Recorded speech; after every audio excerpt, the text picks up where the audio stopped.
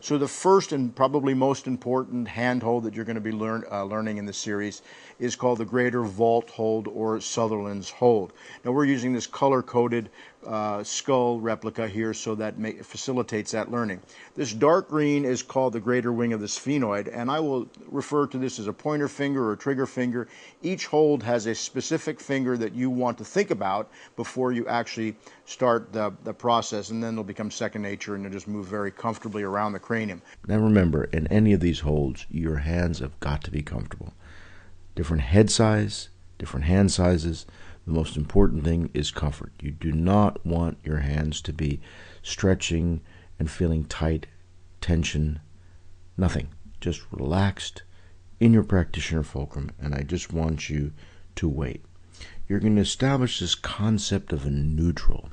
Again, count to yourself, listen for that expansion and flexion at about the count of 3, which will be about 8 to 14 times a minute. Hopefully you'll sense a widening apart of the two bones as they go into external rotation, flexion, also called the inhalation phase. And then allow your hands just to float. Again, like hands laying on corks, floating in water. And notice how they move. My hand is like this. Slight crook here, but not uncomfortable, not any real tension. Back underneath. The other way to do it is, when they're seated, to just roll them over, and you can see the sacrum here, and here's the coccyx, and I'm just going to place my hand like that and then have them do that. And again, hold the whole person that you're palpating. Don't focus too intently on the sacrum itself. Imagine, for this image again, that you have a water bag and you're palpating from the middle of that water bag, but don't lose consciousness and a quality of attention that there is an entire body that you're palpating, and it's fluid by nature, and there's movement, estuary-like movements that are happening. And there is the difference, really, because when you drop down into the mid-tide, it's not about doing.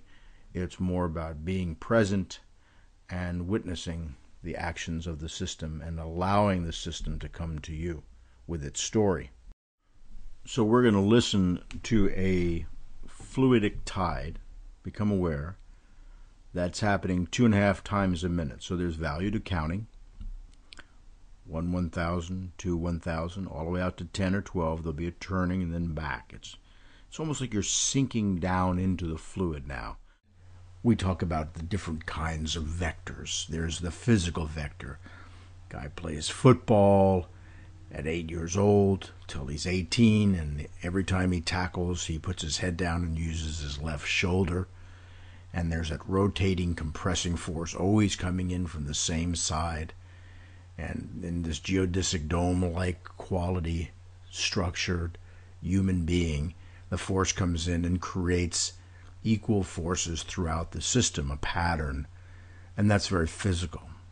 And so there will be these inertial, held energy from that force that came in as an equal force met it, and we'll call that force a biokinetic, physical biokinetic force.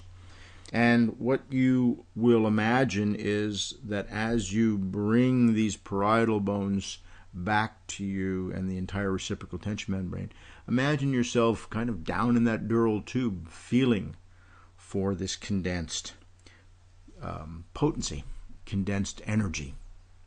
Essentially what we're trying to do is to release any resistance in the system that may be related to, in this case, the parietal bones. You're initiating a conversation with the tissues, but you are in a direct relationship to the whole bioelectric field and the tissue matrix, the liquid crystalline matrix.